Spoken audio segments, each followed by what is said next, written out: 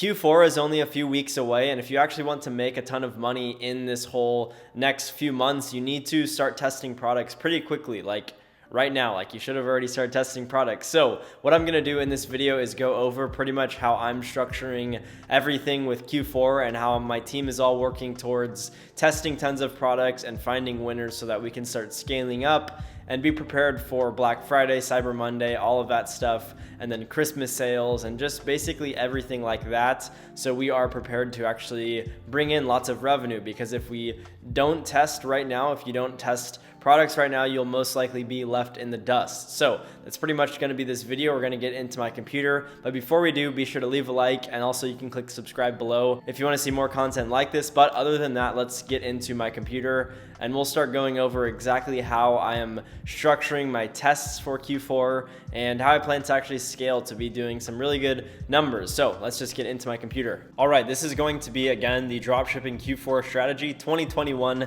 edition, and I want to apologize. There's a kind of a mess in the background. I just got some new furniture, so there's gonna be some boxes back there. Hope you don't mind. But like I mentioned, Dropshipping Q4 Strategy 2021. This is essentially my structure for exactly how I'm going out, testing products, once I validate products, how I'm scaling them up, and just getting everything ready for Q4, and then how I'm actually scaling them up. It's a pretty simple system. I think the main thing people aren't doing with dropshipping is testing as frequently as they should be. So let's just get into it. First, when you're testing anything with Q4 or with dropshipping in general, you need to know what products to pick. So niches to sell in right now for Q4: games and gadgets, toys, home and garden, health and beauty, and couples gifts. Those are all good niches to sell in, especially in Q4. And if you want to sell Halloween niche or like those types of products, you can also sell Halloween, Christmas, Thanksgiving, all of those things. Maybe Thanksgiving sweaters or like Christmas sweaters. All that stuff will probably sell really well in this Q4. It always does. So those are some good niches you could actually look into selling in. The reason most of these will actually sell well is you have to think of it as a gifting season. Most people who don't spend money, including myself, like I spend a little bit of money, but I try not to. When I do, I will usually be spending it on toys and gifts and stuff for like my cousins, my brothers, my family members, my parents, all of that stuff, aunts and uncles. So I'll be looking for like toys, maybe something for their house, like a little decoration, stuff like that. So if I were to have an ad catch my eye in this niche, I'd think like, oh, this family member could need this product. And if I was getting a gift for a significant other, a couple gift. So those are the niches I would recommend you sell in. They're just going to be the easiest to sell in and probably the most profitable. Now, next you want to get into product criteria. For me, I'm looking for a product with a wow factor. Now, this is kind of needed, kind of not right now. Like it's Q4 is kind of a weird time. You definitely want to sell like a good product and something that is proven to sell. So somewhat wow factor, like you need to validate that it has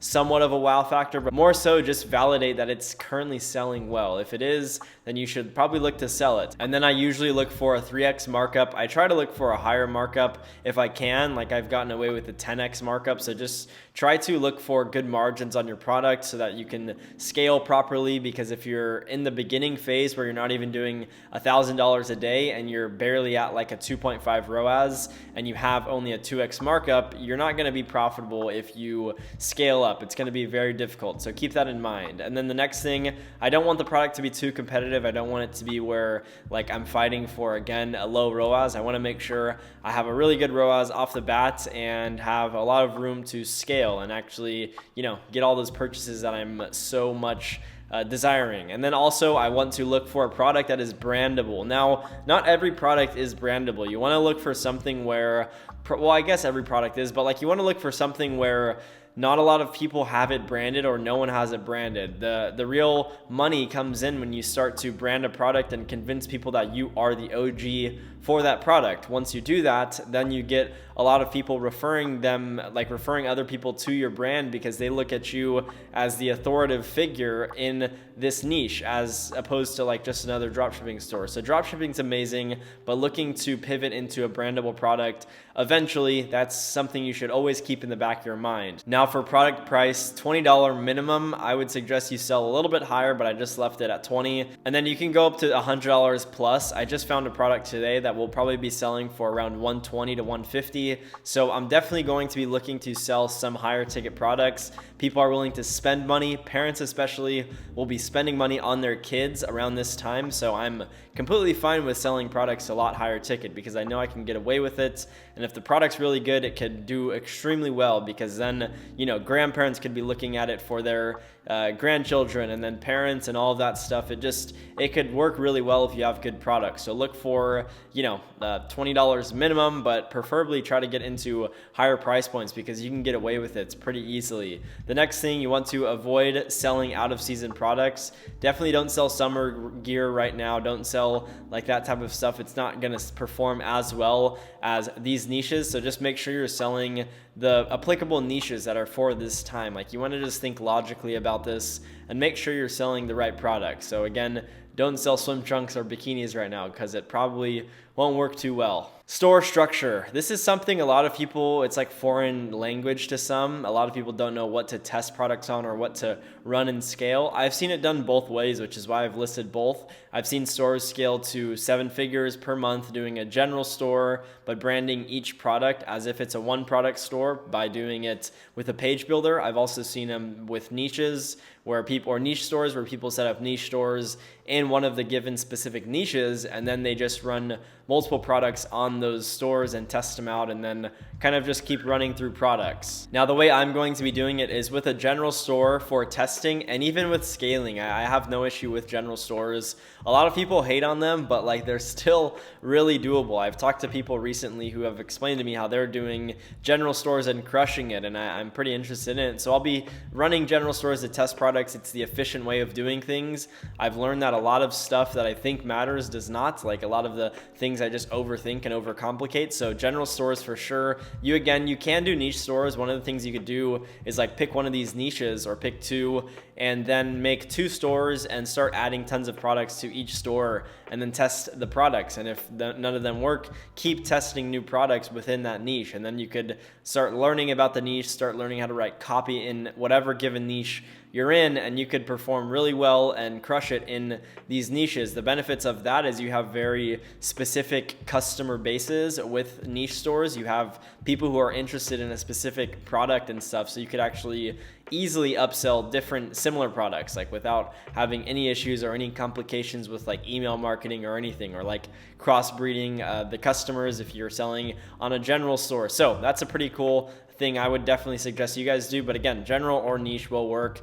Definitely don't suggest one product store off the get. You need to be sure you're testing many products, and the efficient way of doing things is a general or niche store. So yeah, not one product off the go. But if you want to branch out once you've found the winner, then be my guest. Now, when I'm setting up my product pages, I do very efficient and simple product descriptions, mainly just copy and pasting the competitors, tweaking them a little bit, but not reinventing the wheel. I don't want to waste any time when you're testing at a high frequency, which I'll get into product testing after this. When you're testing at a high frequency, you don't have time to focus on things that don't truly matter that much. Like the testing phase, we're not looking to scale day one to $5,000 per day or even $1,000 per day. We're just looking for a proof of concept. So you don't need to overcomplicate your descriptions. Yes, I probably could get more sales off the first few days if I have a more intricate product description, but I understand that I want to be efficient, and over time I'll still find a lot of good winners. So the risk to reward, not even risk to reward, just like the time, it's more important to just go a little bit quicker with testing. So that was store structure. Now product testing. I would suggest you guys are testing 1 to 5 products per day. Yes, per day, not per week, not per month. I've talked to many people, and I am doing quite a few consulting calls lately. I started adding the link in my YouTube videos, so if you guys want to book one with me, you can click the link below and schedule one. It's not free. My time is valuable, but I help people out pretty often, and a lot of the issues I see is people aren't testing a lot of products. Like, I talk to people and I tell them, we're testing a lot of products. I say we because it's not only me doing this. I have a team now, and I'm saying we're testing many products, and a lot of people are not testing many products. If you want to compete with people doing 7 figures, multi 7 figures per month, you need to be testing a lot of products, because if one of your products starts to die out, you will have no other avenue of revenue. You'll need to then restart and then retest, and it's going to not be efficient. Like, you'll need to waste a lot more time testing more products. So the smart play is just continuously testing, even if things are going really well with current products. So that's pretty much what I would suggest you do. And you can't do this all by yourself. You can probably in the beginning, but you'll definitely want to look to hiring people eventually, because that's how you'll really grow this business, is start to expand your team and treat it as if it was a legitimate business. That's probably my best advice for you guys. It sounds broad, but like, just treat it like a business. Businesses have employees, businesses have team members and managers and stuff. Look to do that in the future. Look to actually build out systems to allow you to do this stuff very efficiently. Once you do, your business can skyrocket. It can go crazy pretty quickly if you just, again, expand. So that's my advice. Now, when you're testing these products, they should be similar price points in each daily test. So if you're testing, we'll just take the middle, and we'll say 3 products per day. If you're testing 3 products per day, you don't want to test a $20 product, a $50 product, and a $100 product. Now, that may sound like kind of good, like, oh yeah, let's test different price points, because then, we'll get potentially like one winner that's a $100 product. Yes, sure, like, definitely test higher ticket products, but you want to test all those on the same day. Now, the philosophy behind this, I was talking to someone today, one of my buddies, and he mentioned how it's kind of like a science experiment. Like, it's like we're trying to do something and create a good test run in some sort of science experiment. And in a science experiment, you want to make sure the variables are pretty similar so that the results aren't skewed. So in order to do that, you need to make sure the product's prices are pretty similar. You can't compare a product that you're selling for $300 to ads that are like a product that you're marketing for $50. You're obviously not likely to get a purchase nearly as fast if you're selling a cheaper product. That one's going to get more purchases than your $300 product or your $100 product. It's just how it works. So make sure you're testing, again, similar price points. And then these are the campaign structures. You can do pretty much any one of these. A lot of people overcomplicate ads. It's nothing more than just showing your products in front of tons of people, and then if they like the product, they buy it. So like, this is literally all you're doing is telling Facebook like where to spend your money and on what targeting. Like, don't overcomplicate this at all. Obviously there's good strategies, but like, mainly you can test with this. You can do 10 ad sets at $5 a day. That's $50 a day total spend per product test. And then you can pick different interests. You can do 5 $10 per day ad sets, different interests, again, $50. And if you're selling higher priced products, you can get into $20 per day ad sets and do 5 of those. And then you can just run 1 creative per product. I would definitely suggest looking into paying a company to do this. I'll have a link in the description for bands off ads if you guys do want to get custom video ads for your products. It definitely helps out with click-through rates. I've seen pretty good results comparing it to like just stealing a competitor's video as opposed to getting a custom one. And most of the time the custom ones actually perform significantly better just because it's fresh content. Well, not really like fresh, but it's just a fresh video that customers are not used to seeing. So again, I'll have a link in the description for that. And like I mentioned, all of these structures work. It just depends on what your budget is and what the product price is. You want to make sure if you're testing a higher price product, you're giving it a little bit more daily spend so that it could potentially get a purchase. You can't expect a purchase on an expensive product if you're only spending $50 a day, which is $5 per ad set. $5 per ad set, if you're selling a $100 product, you're asking Facebook to get you a 20 ROAS, which I've done it. I've done way more than that, but it's not normal. Like, on average, you'll need to probably spend to get a $50 purchase like 10 to 20 bucks at most, probably. So just keep that in mind when you're testing products. Like, you want to think logically about your pricing and your campaign structure and your ad set budgets. Now, when I'm running these ads, I'm looking for profitable purchases in the first day or two, which sounds very aggressive because a lot of people, and I'm sure I've even mentioned like testing products for a few days. Yes, that also works, but like right now I'm just trying to move as efficiently as possible and move as fast as possible. Now, I know I'm probably leaving some good products on the table. However, I don't want to battle for a 2 ROAS on just like a few $100 daily spend. I want to make sure that I'm testing products and they are obvious winners so that I can then move on and scale the products up, because again, I need home runs with these products. I need them to be big products that I can scale up very profitably. If I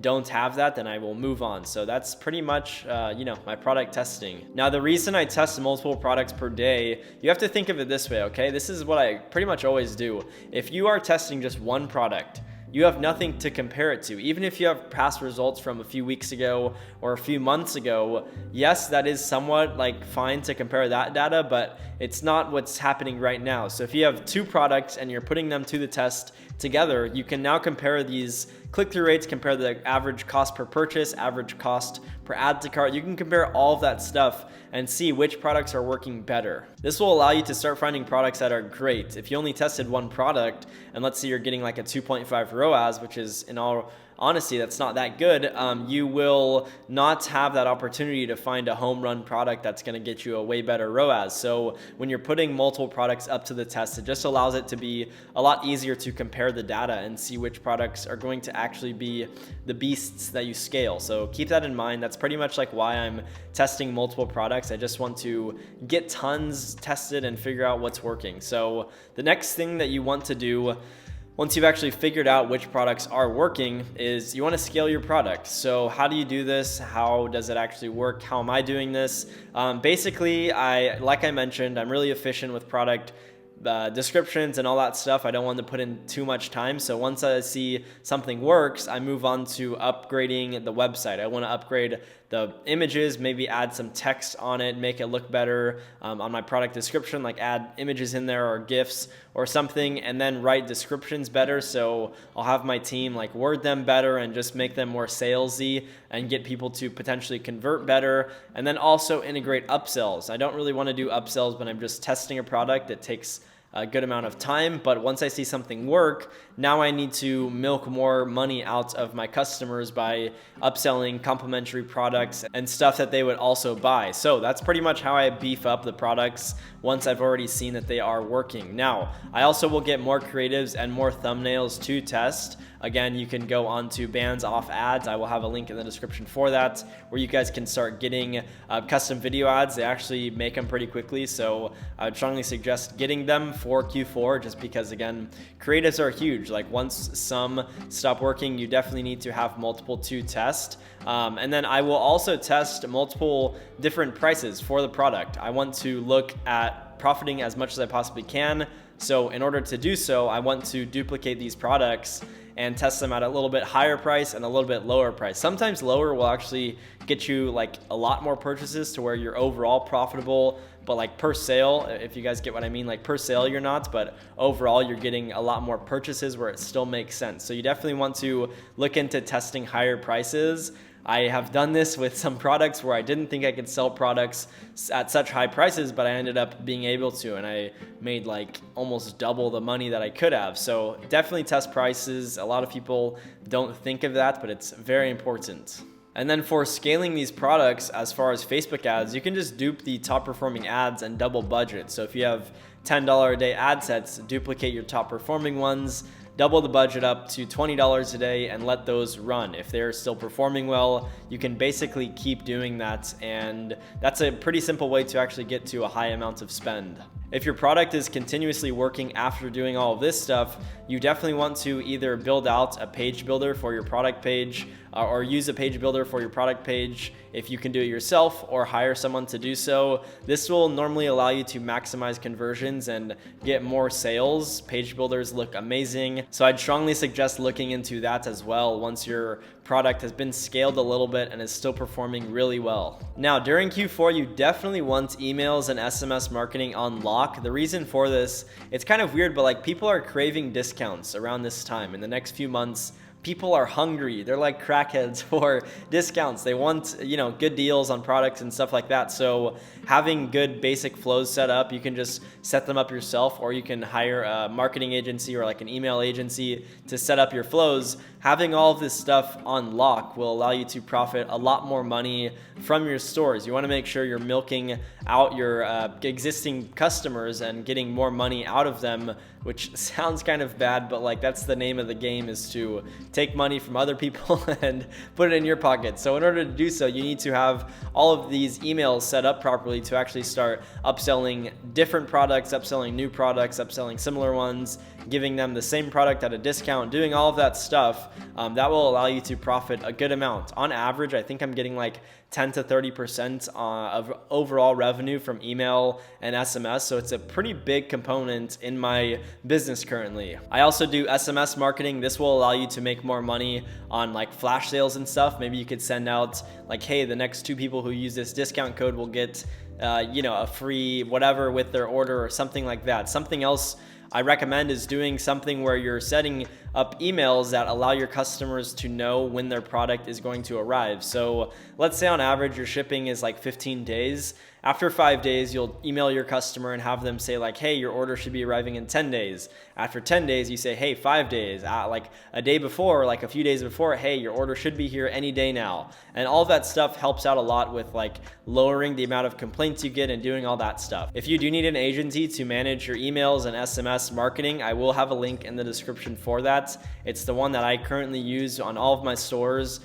So yeah, really good stuff. And then for product sourcing, right now I'm working with CJ Dropshipping on pretty much like all of the products I'm running. They're just a really good platform. They have way faster shipping times than AliExpress. So I strongly recommend CJ, but the options are CJ, AliExpress, private suppliers or like private agents, and then Alibaba. Alibaba is also amazing for certain products. Like if you're selling a higher ticket, Alibaba is pretty solid because they run with like DHL Express, which is usually like 5 to 7 day shipping. So those are overall the routes that you can go for sourcing your products for Q4. And if you do want to use CJ Dropshipping, I'll have a link below. It's going to be an affiliate link, but again, that's pretty much who I'm running with for all of Q4, for now at least, until I get custom products ordered into the US, just because again, they have really fast shipping methods. Like I'm talking 7 to 15 days for most products. So that's pretty much why I'm using them over like AliExpress or anything else right now. Final scaling. So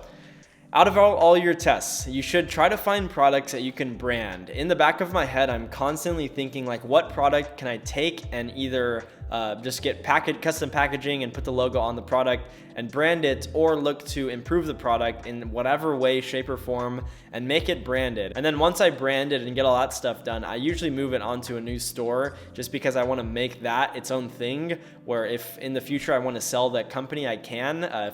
If it's like a general store, it's going to be, it's not impossible, but I'd rather have it be its own brand where I could then sell that as itself. So that's what I definitely am always keeping my eye out for when I'm testing these products, is like, which one can I end up branding? Now I'll also look to get inventory in the US via either I have my own facility or a 3PL, and mine is not open for you guys, so don't like ask. But yeah, you can use a 3PL and then have them ship out orders within the US extremely fast. Then you're having 3 to 5 day shipping for your customers, and your customers love that. They really appreciate faster shipping times. Even if you have 1 week shipping from China, they just hate having products come to China. So this should overall be the goal. And then for this, you could also, if you don't want to move it onto a new store, you can brand the page builder. Like I mentioned, like creating a custom page builder for the product. You can brand it as if it's a one product store. So add your own logo for that specific product onto the page builder and just make it feel like it's a brand. I believe 7 Second Smile is the one that did that really well, where they had like 20 to 50 products that they were actively scaling, and they did the same exact thing that I just explained. So that's another good way that you guys can actually like brand the store or brand the product if you want to leave it on a general store. Something else you should be doing once you're still scaling this product, scale broad with Facebook ads. Like literally turn on ad sets with no targeting and do a higher daily spend on the ad set, because you're targeting like everyone on Facebook. So this works really well once you have a lot of data. Like I'm talking a good amount. And then you should also look into other platforms like Google Ads, TikTok ads, Pinterest ads, Snapchat ads, and Bing ads. These are all really good platforms that you could start to scale into. And let's say you're doing like 10K a day with Facebook. Even if these are all doing just 1K a day, that's like 1, 2, 3, 4. That's 5 different platforms all doing an extra grand per day. That will increase your revenue by 50%. And it's huge. Like this could definitely help out with your business. So definitely look into other platforms once you've dominated your Facebook and you have that on lock. it's running well, you definitely want to look into, again, these other platforms. But I mean, that's pretty much the Q4 strategy. If I'm being completely honest, that's kind of like my exact blueprint for all of this stuff. That is going to wrap it up for this video. Hopefully you guys now know how to actually start preparing for Q4, how to start testing products and actually validating what products are going to be the ones that take you to the next level and actually start making you some good money. So hopefully you guys did enjoy this video. If you did, leave a like, click subscribe if you guys want to book a call with me. I will leave a link below for that if you guys want to schedule a call with myself, have questions or anything like that. But other than that, hopefully you guys again did get value from this video. I really urge you guys to start testing products and just get things going. It's very important that you test products frequently because you'll start to see what's working and what's not working. And then once you figure out your winners, then you can get laser focused on them and start scaling up and preparing for this holiday season, because again, you can make quite a bit of money if you do it properly. But other than that, I will see you guys in the next video.